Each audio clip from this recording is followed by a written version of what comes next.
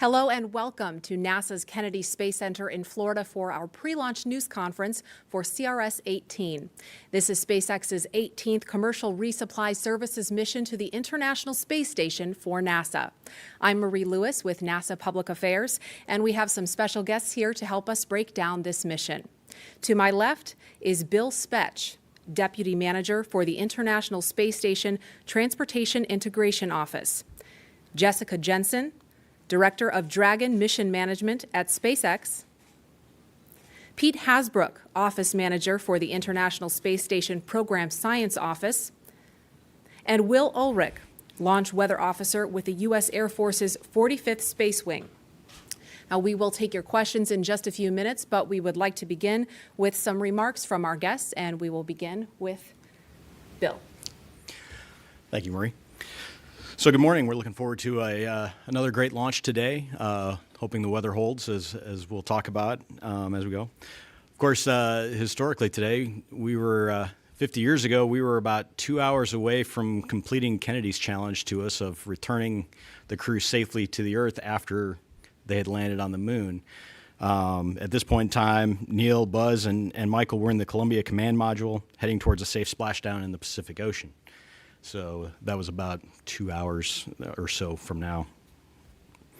We also approached today's op remembering Chris Kraft, who passed away on Monday.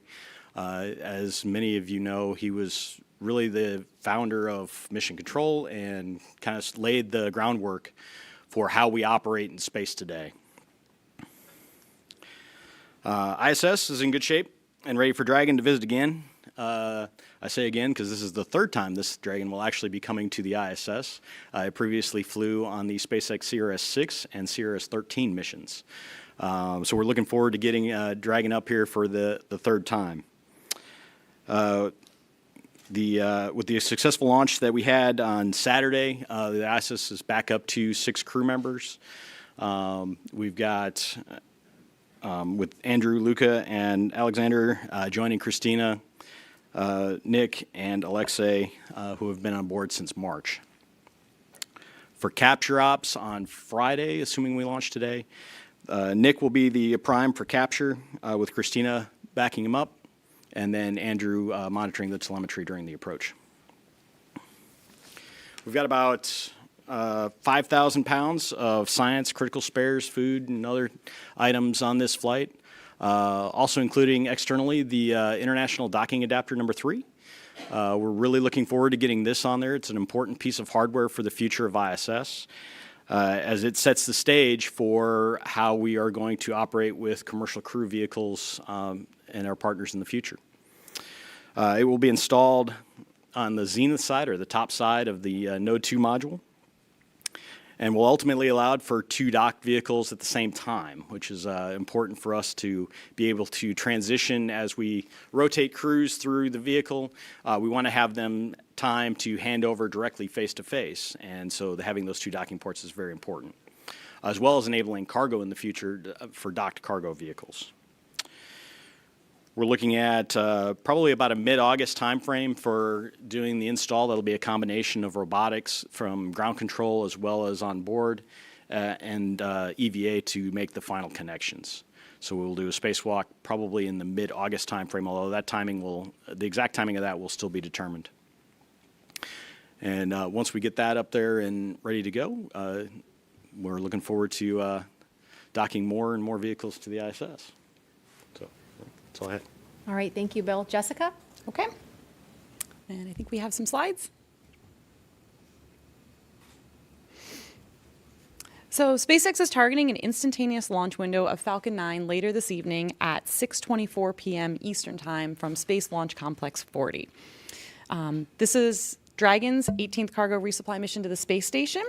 And like Bill said, if weather or other issues happen, we do have a backup opportunity tomorrow, Thursday, July 25th at 6:01 p.m. Eastern Time. We completed cargo late load earlier this morning. This is where we load NASA's time-critical science onto the vehicle within L-24 hours. Currently, Falcon and Dragon are sitting vertical at the pad, undergoing final preparations for launch. Next slide. So following launch, The first stage will burn for approximately 3 minutes. Then the stages will separate, and the first stage will do a flip and then a boost back burn to head back towards Cape Canaveral. Next, it will perform a reentry burn to slow it down, and then finally a landing burn for a precise landing at Landing Zone 1 on Cape Canaveral Air Force Station. And that will happen approximately 8 minutes after liftoff. And for those of you local in the area, just note that you will likely hear sonic booms from this. Another cool thing about this booster is that it sent CRS-17 to the space station a little bit over 2 months ago.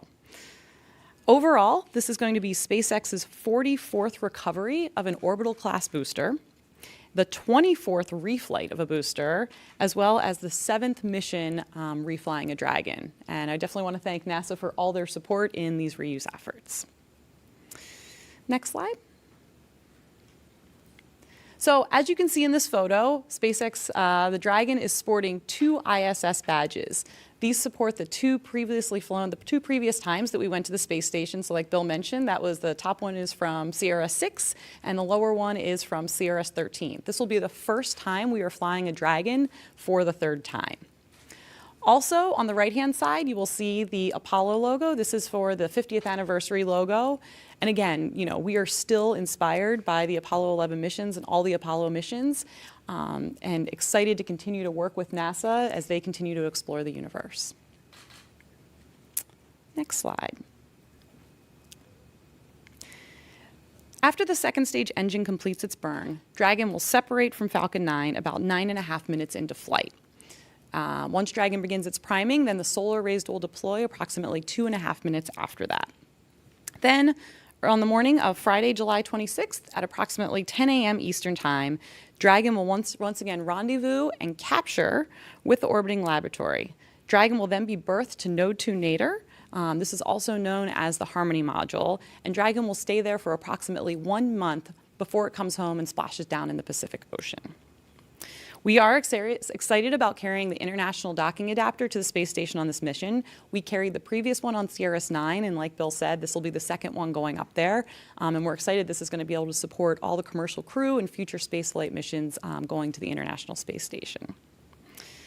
I would like to close by thanking our customer NASA, the FAA, the Range, the Air Force for all of their tremendous support, everything it takes to make each one of these missions go off. We're looking forward to a successful launch today. All right, thank you, Jessica. Pete? Okay, thank you, Marie. Thank you all for being here, and thank you all who are watching out on NASA TV. ISS program in the science world is really excited about the Dragon. As you know, it's a very important part of our research operations, our planning. We are a multidisciplinary lab in space. This Dragon is bringing cargo and bringing home cargo, which is very important to us. By my count, it's going to support over 40 different experiments on the ISS. About 25 or so are new to ISS coming up in this flight. The remainder is cargo that is supporting experiments that are ongoing already. At this point, I'd like to call for the video. We have a short video that's describing some of the highlights of the science that's launching today.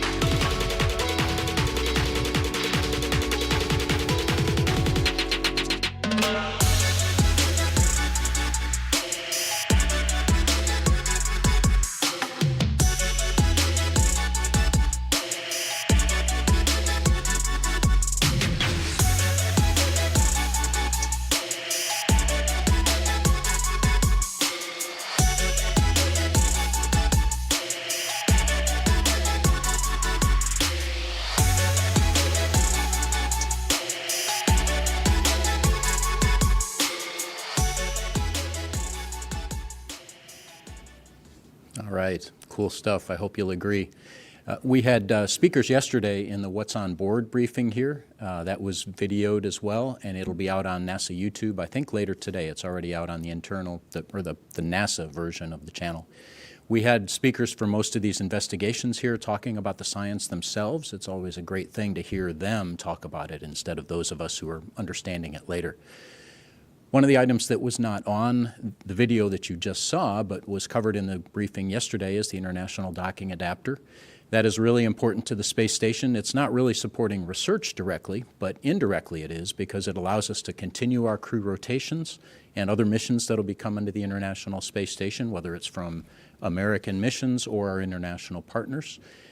We are really looking forward to getting back to American spacecraft, launching with American astronauts from American soil. Bill mentioned the 50th anniversary, as if we all didn't know that we just passed a major milestone. We're glad to say that the journey continues with the ISS, and in fact, we've been supporting exploration development for many, many years on the International Space Station. We work in two major areas on the ISS. We work to understand the human research and the risks to humans, as well as using the ISS to develop technology that will take us further into our universe. On the human research side, we want to understand the risks to humans from long-duration flights, as well as being in a confined environment. And by studying those, and we can develop strategies to compensate, to mitigate, and for countermeasures, and make sure that the crew is safe. We also test technology. We offer a test bed in orbit, in low Earth orbit. So we offer spacecraft and system designers the chance to fly their hardware, even if it's not full, and especially if it's not fully developed yet. It gives them a chance to run through all their contingency modes which we would never hope to use on a long-duration flight, but you can test them out on orbit in the harsh environment of at least low Earth orbit. You have an opportunity to fix them. We have a crew there if it requires maintenance, and at worst you can bring it home. It allows our designers to elevate their technology readiness level. So even things that aren't ready to support a long-duration exploration mission, we can test them out on the ISS, as I said, run them through different options, and including having the programs or the system designers kind of do a fly-off among 2 different or 3 different types of technology and decide which one's going to work best and incorporate that in the vehicle. We also have some great news from the ISS in the utilization world. About a month ago now, we announced that the ISS is open for commercial business. In the past, most of our work on ISS and the research side has needed to justify some return on the investment scientifically, benefiting humans on Earth or benefiting exploration for technology demonstration. But NASA has recognized and encouraged that there is a developing commercial market out there. We want to lead the way. We want to encourage it. We want to make the ISS a place to start and provide a foothold for the commercial market. So we've done a couple of things. First off, we are going to allocate time and some of our resources and upmass to purely commercial endeavors. We developed a policy for the guidelines for what agreements you need to make with NASA to be able to do that. Things like a code of conduct where our astronauts can support, and also a process for compensating NASA back to that. That's very new for NASA and very trepidating for some of us who have been around for a long time. We also announced an opportunity for private astronaut missions to the ISS. Those vehicles would use the docking adapters that we've talked about today. For private astronauts, private entities to launch crew members, whether it's to do research or whether it's to do purely commercial activities. ISS will now be a destination commercially as well. We're offering an opportunity to launch a commercial module that would attach to the ISS, as well as the possibility for a co-orbiting free-flying module that could be like a remote laboratory without a crew there, just a crew to tend it perhaps. We've got research announcements and opportunities out there. We want the commercial industry to say this is what we want to do, and we'll be able to pick the best one out of those. We want to stimulate commercial demand of the use of low Earth orbit. So things like what manufacturing is a big enough return on investment to cover the costs of launching, the costs of operating in space, and the cost of returning. So things that would be small mass but high return on investment, things like in-orbit manufacturing or pharmaceutical development. And finally, we're looking at NASA's long-term needs for the commercial market. NASA and the government want to step away from being the prime user, the prime occupant and provider of low Earth orbit, but we still will need presence in low Earth orbit. We'll need to train astronauts and build their experience. We will need to do fundamental research. So we're commissioning a study for our outlook and what we think our commercial demand would be. There's a lot more information about all this on our website at nasa.gov/LEO, which is low Earth orbit, LEO-economy. There are the policies there, there are announcements of opportunity, and more importantly, there are frequently asked questions as well as contact information for more. So overall, to learn more about the research that we're doing and learn what's coming, we have a couple of resources for you. We have the database of all of our experiments and facilities and research results out on nasa.gov/ISS-science. We also have put together a major product with our international partners. It's called the Benefits for Humanity. This is the 3rd edition of that document. It's working with all of our partners to identify things, what has ISS done, what's been done on ISS that benefits those of us on Earth.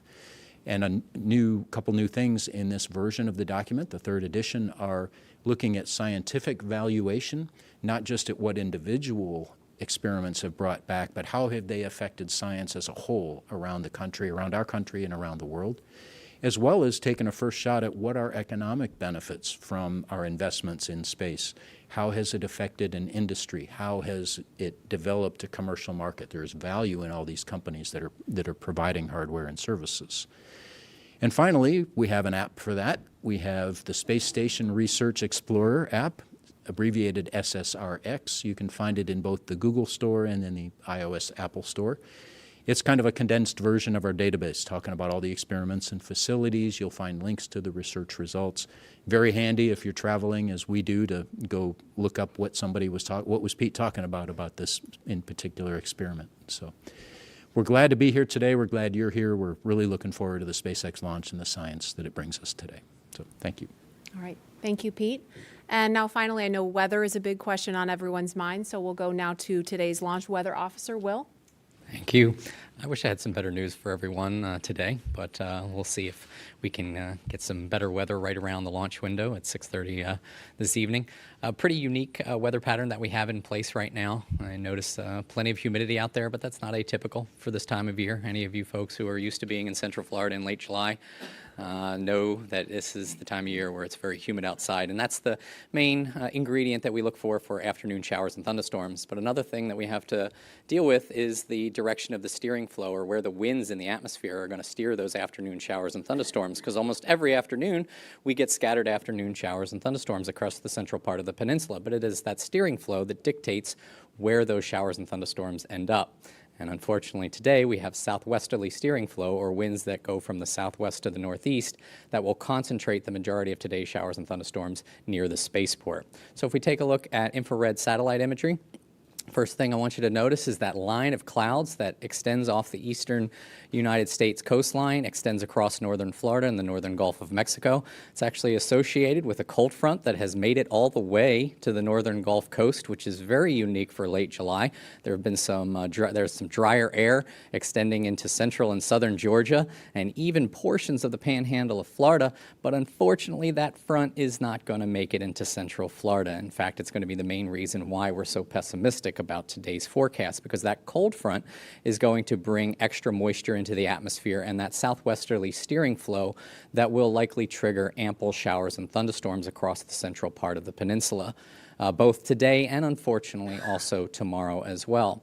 So with that said, if we look at the forecast for today, our probability of violation stands at 70%, which means we're about 30% go for launch, with our primary concerns being the attached anvil rule, the cumulus cloud rule, and the lightning rule. It is important to remember that we're not just monitoring weather in the immediate vicinity of Launch Complex 40. We are also monitoring the weather that is downrange, or in other words, where the rocket is headed. So just because we may not have a storm within 5 to 10 miles of the launch complex, we also are monitoring weather about 20 miles to the northeast of the launch pad out over the Atlantic Ocean. So there may be weather in that general vicinity as well that causes us to go for no-go conditions later this afternoon. Winds will be out of the southwest. Again, that front over North Florida is going to induce that southwesterly flow. That's going to be part of the reason why we see so many showers and thunderstorms over the area today, with temperatures pretty typical in the low 80s. Tomorrow, if we take a look at the backup forecast, unfortunately not much different. Similar winds out of the southwest, around 15 to 20 miles per hour, temperatures in the mid-80s, and unfortunately, again, probability of violation holding around 70% as we see ample showers and thunderstorms developing out over the Gulf of Mexico, pushing across the state and affecting our weather here. So I wish I had some better news for you folks, especially kind of difficult when we have an instantaneous launch window. Either the weather's good at 6:34 or it's not. So hopefully we can find a gap in today's showers and thunderstorms and get this thing up to the International Space Station. Thanks. All right, thank you, Will. We're going to open it up to questions now. We do have some reporters on the phone, but we're going to start here in the room. Just a quick reminder for all of you, please raise your hand, wait for the microphone to come to you, and then state your name, your affiliation, and to whom you're going to direct your question on our panel. We'll start in the front here. Hi, I'm Jim Siegel with Spaceflight Insider. I have a question for Jessica. I believe that this Dragon spacecraft flew about a year and a half ago, most recently. So could you describe a little bit what happened to that Dragon capsule during the intervening time, what refurbishment might have been done, where it was done, and so on? Yes. Thank you. So what we do for refurbishment, or what we do to reuse any Dragon, first of all, we have to make sure that all of the hardware on it is qualified for 3 flights. And we actually do that early on. So, for example, if there is a bottle on Dragon that's going to see 10 pressurization cycles each flight, you have to make sure that it can survive 30 pressurization cycles in a row. And the way we do that is by testing a bottle not only to 30 pressurization cycles, but we multiply that by a factor of 4 to get to 120. And so we do that process basically for every component and every subsystem on Dragon. We ensure that it has margin to survive all 3 flights. So that's the first thing we do. Then we set a refurbishment plan for every single component. And that's what we're going to do in between flights. And I have to say, actually, what we do between the first flight and the second flight, and then second flight to third flight, is very similar. So for some components, it's inspection. For some components, we do remove them from the vehicle, do some type of refurbishment, put them back on the vehicle. And some of this work occurs in Texas, and then some of it occurs in Hawthorne, and then we come back down to the Cape for final launch processing. And roughly, how long does that process take? Is that a year-and-a-half process, or could it be done sooner than that? Is it a 6-month or a 3-month process? Yeah, we could do it much sooner than that. Just the fleet of Dragon ones that we currently have, we're able to space them out for this year-and-a-half spacing. But for when we move on to the Dragon 2 vehicle, which we'll be flying for the CRS-2 missions. So CRS-2 missions start on CRS-21. That vehicle is going to land in the Atlantic Ocean instead of the Pacific, and we plan to do all of the refurbishment here in Florida. So the fact that we don't have to transport it to Texas and to Hawthorne and back to Florida, that's going to actually save us a lot of time. And we've also designed the vehicle from the onset to be easily, inspected and refurbished. So the Dragon 2 turnaround times are going to be much faster. Thank you. You're welcome. All right, Ken? Hi, Ken Kramer, Space Up Close and Rocket STEM. Jessica, can you also talk about the booster? Was this a record turnaround time? And it was only 2 months ago, like you mentioned. Talk a little bit about that. And for the 2 NASA colleagues, just review what the ISS is doing, long-term research to get our astronauts to the moon and Mars. If you could talk about some specific experiments that are ongoing, would be really great on the anniversary. Thank you. So yeah, this booster, we had a 2-month turnaround time. I don't think it was the record. I think we've had 2 months or maybe even a little bit under 2 months. Actually, with Falcon Heavy that launched not that long ago, we landed both boosters from Arabsat and then turned them both around 2 months later for the STP-SAT mission. So I think that was probably, if you take 2 boosters and that we turned both of those around in 2 months to launch again, I would say that was our record timing. But this one was also pretty close as well. As we've learned, like I said, this is the 24th reflight. We've learned along the way, what are the inspections that we need to do? What are the ones we need to continue doing? What are the ones that we've determined, hey, it's safe to actually just do an inspection on that one? So we've gotten very efficient with our processes emergencies while still staying safe, and ensuring that we're verifying all systems. So we've become more efficient, and yeah, I think we'll continue to crunch down that time and hopefully get even faster. Did you start or you want me to? I'll go. Okay. Thank you for good question. So ISS is working specific experiments in a couple of different areas. I mentioned both human research and systems-wise. Human research, one great example is the fluid shifts experiment. If you look at photos of crew members, especially in the old days, you'll notice that in the first couple of days of flight, their faces are puffy because when we're not in gravity, when we're in space, we don't have gravity holding the fluid down on our legs and our lower parts of our bodies. It shifts up into our torso and our head. And one of the effects that we've noticed over the years is vision changes in astronauts. Vision changes on board the ISS, and to some extent for some astronauts there's a permanent change in their vision even after they've returned from space. It doesn't recover to the pre-flight baseline. So the fluid shifts experiment is an extensive investigation involving can we pull fluid back into the legs? And we use, with our Russian partners, a lower body negative pressure system where we can pull a bit of a change in pressure, not a full vacuum, but on the legs, see if we can pull fluid back down and what happens to the body, not just pressures, but also chemicals, and does that affect the astronaut's vision in space? We are most of the way through 13 or 14 different subjects, I think. You need to build up enough subjects to get a good baseline to be able to make conclusions. On the system side, one of the greatest areas that ISS offers is environmental systems. You want to test out your environmental systems, whether it's carbon dioxide removal, humidity removal, the toilet system. You don't want a toilet system going to Mars the first time you used it, just because of the risks. But one of the things that we're testing out right now is called the thermal amine system. Thermal amine is a system, it's a technology that will remove carbon dioxide from the atmosphere. We've had systems in the past. We have the CEDRA system. Well, forget what the acronym is for, but it's carbon dioxide removal assembly. We also have an amine scrubber that we've used in the past, and it's a technology that grabs the molecules of carbon dioxide, holds them in a bed, and then exposes it to vacuum. And this system, this time around, is a smaller system. It's more efficient technology. So we're always trying to help the designers get into smaller boxes. For example, for an Orion spacecraft, make sure that it's small and it fits and it's reliable. Thank you. Mm-hmm.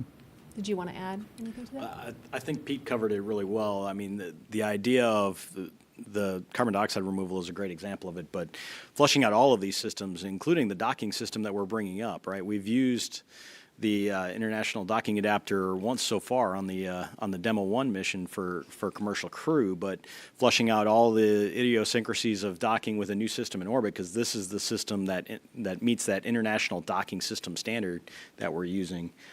Flushing out anything that we need to know now in low Earth orbit before we get out to where we're rendezvousing at the moon and trying to actually dock at the moon or out at the gateway. So there's a lot of not just the science, but actually practicing how the systems work and making sure that we can go figure that out. Some of the other things that are going on is that we've done in the past, I know, has started working on operations-wise, how comm delays will affect how we do things, and independent planning, and trying to change how we schedule the crew and how much autonomy we give them on certain tasks. Because when you go out farther away, that delay in communication back to the ground becomes burdensome, and you're not going to have time to sit there and wait minutes upon minutes for an answer. So learning how to do that, we're practicing some of that on ISS as well. All right, thank you. We're going to do one more question in the room before we go to the phones, and then if we have time, we'll come back to the room. Chris?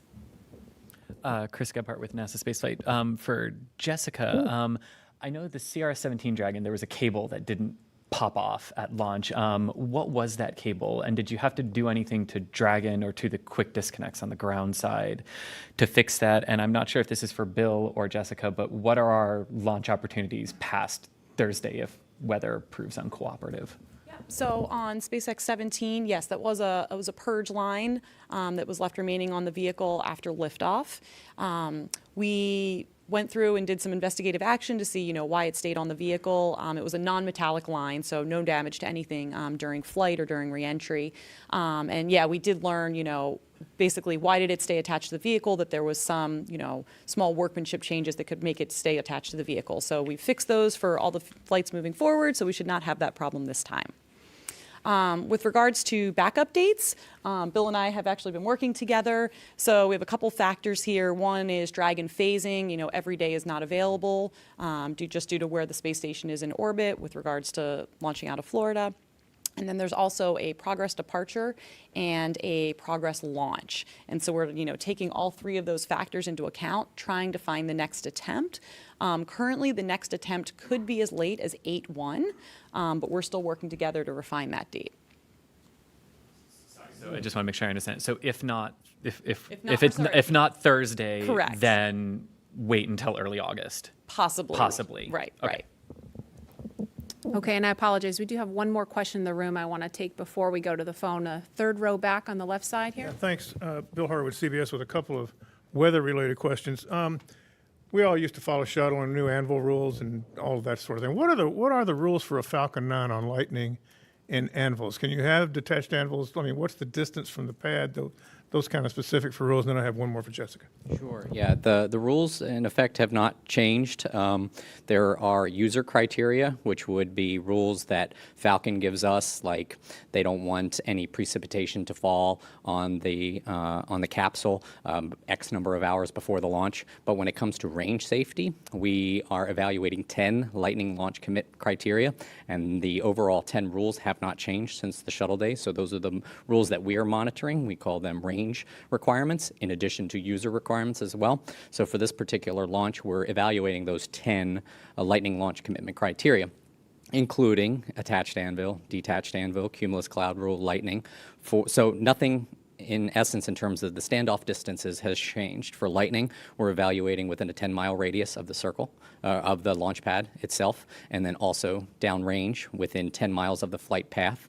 But we have to take into account deviations of the flight path. So assuming that the flight still is on a nominal trajectory, but it's slightly off course, we have to build in some wiggle room as well. So it might be 10 to 11 miles from the expected flight path that we're monitoring for not only Lightning, but also, precipitation. The detached anvil rule and the attached anvil rule, those are for triggered lightning strikes, because we're not really concerned about cloud to ground strokes because everyone can see them.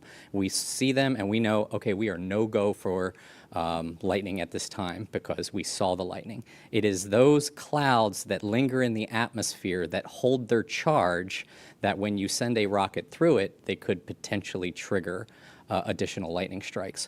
It is those rules, like the attached anvil and the detached anvil rules, that have similar standoff distances. Some are 5, some are 10 nautical miles away from the flight path, that are a little more conservative in terms of range safety.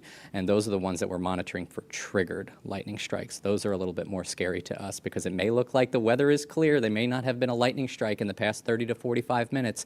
But if you send a rocket through that cloud could still be charged enough to trigger additional lightning strikes. So overall, to answer your question, nothing has really changed since the space shuttle era in terms of range safety, which are those 10 Lightning launch commitment criteria that I mentioned.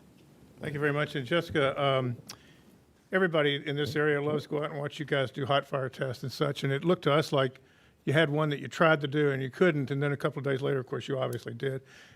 We heard everything from LOX leaks to actuator issues. Can you tell us what that was or what caused the problem with the first hot fire? Yep. No actuator issues. So what happened was, going into our first static fire attempt, there are sensors on the first stage detected a small liquid oxygen leak.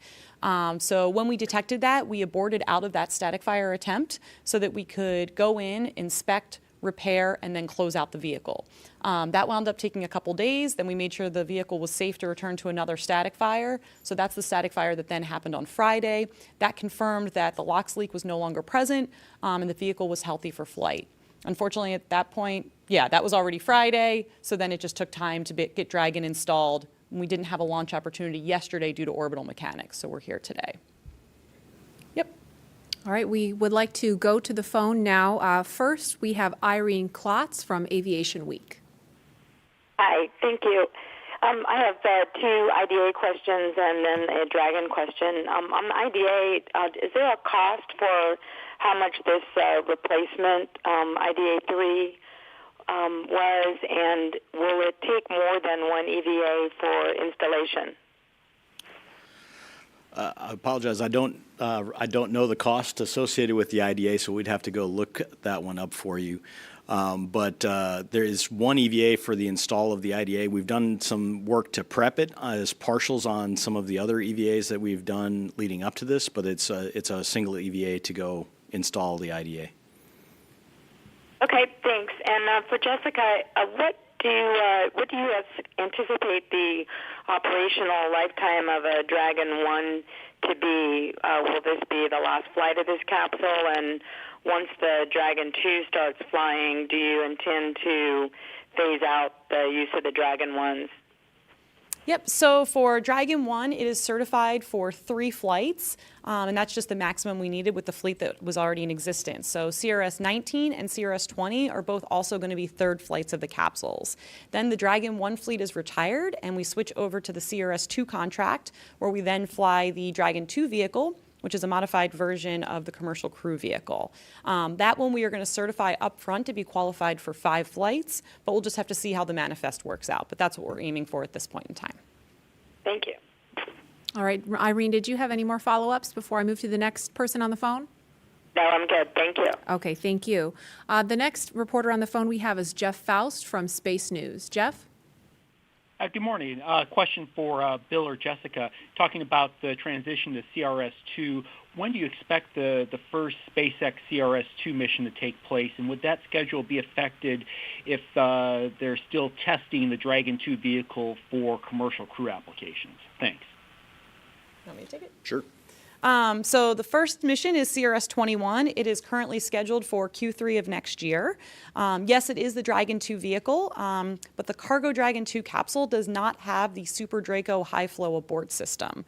So while it is, largely the same vehicle, the system that was involved in our in-flight abort test anomaly is not on the Cargo Dragon 2 vehicle. So there is some tie, and we want to make sure that everything we learn from that investigation, that if there are any susceptibilities, that we do make sure that those are taken away or covered in the Cargo Dragon 2 vehicle.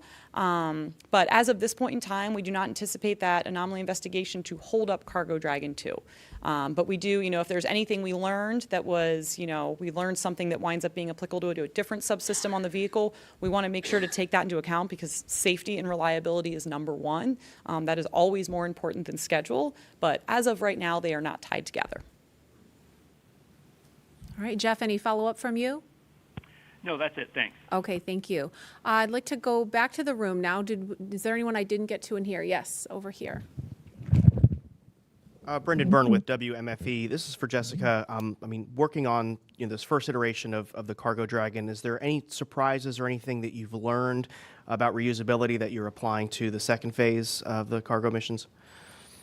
Let's see. I think we learned it pretty early on, but with vehicles splashing down in the ocean, you want to minimize, salt water and corrosion as much as possible. So I think we've learned a lot about how to water seal a vehicle.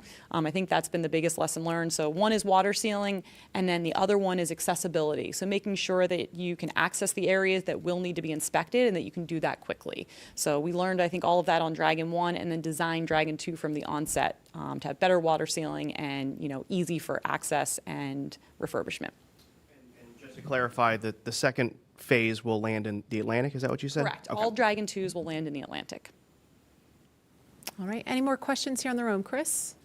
Mike's coming to you. Chris Gephardt with NASA Spaceflight with a quick follow-up for Jessica. With the difference between the CRS-1 and CRS-2 contracts. So we've seen that these cargo dragons can go from 40 or 39A. Are the crew dragons, when they're configured for cargo only, are they also able to go from either pad or only 39A? Yeah, so the plan is to have them go from 39A. We'll actually be able to late load the time critical cargo through the crew arm. So the crew arm, yeah, it's great. It's awesome for late load cargo. So that's going to be our nominal plan. If we ever did have to go to 40, we do have infrastructure there that we'd be able to launch from there, but that won't be the nominal plan. All right. Any more questions here in the room? Yes, Ken. Just to follow up on this Dragon 2, are these then completely separate from the Crew Dragons? the Dragon 2 cargo dragons, are those completely separate vehicles then? No, they're very similar, actually. The Weldman is similar. The Draco system is similar, so not the abort system, but the other propulsion system's the same. We use the exact same docking adapter. So the docking system that we built for the Demo 1 mission that flew on commercial crew and successfully docked with the space station, that exact docking system, as well as all the guidance and navigation sensors, those will also be used on Cargo Dragon 2. So many of the subsystems, or anywhere where we possibly could make the subsystems the same, we did. But then, for example, once you go into the capsule, we're going to have cargo racks, and it'll all be cargo accommodations instead of seats and displays. What I mean is they'll never be used for Crew Dragon. They're just dedicated for Correct. cargo. Yes. That's what I'm asking. Yes, sorry, yeah. As soon as we build the Weldment, there are slight differences. So while a lot of the subsystems are the same, they really are, they will be different vehicles. We won't interchange between cargo and crew vehicles. Next question. Jim Siegel with Spaceflight Insider. Again, another question for Jessica. So how many Dragon 1s were built or have been built or are being built? How many Dragon 2s, both cargo and crewed, are being planned? And if your customer, like NASA, flies in a flight-proven Dragon, is your cost to them less? And is also less for the booster as well, if that's flight proven? Thank you. Yep. So let's see if I can get these numbers right. So for Dragon 1, I think our fleet size was 13, but that includes all the way back to the COTS mission, so even our demonstration mission. So I think we built 13 Dragon 1s. Dragon 2, the full demand for that, there's still missions out into the future that have not been turned on. So we'll have to determine the size of that fleet as we work with NASA over the years for how many commercial crew missions they need, as well as how many CRS-2 missions. So that's still under work. And then, sorry, I forgot your second question. And so if your customer, such as NASA, is using a refurbished Dragon or Falcon 9. Is the cost for them less? Right. So right now, CRS-1 and CRS-2 are a services contract. So it is our job to deliver cargo services to the space station. Though we have worked with NASA for equitable adjustments for all the additional work they had to do to get to using flight-proven Dragons as well as flight-proven Falcon 9s. So we did provide equitable adjustments and work with NASA on those. Next question. All right, seeing no hands, I will wrap this up. As a reminder, launch is scheduled for 6:24 Eastern Daylight Time this evening. We certainly hope the weather cooperates. And our launch coverage begins right here on NASA television at 6 o'clock sharp this evening. For more on this mission, you can visit nasa.gov/SpaceX and nasa.gov/station. Thank you.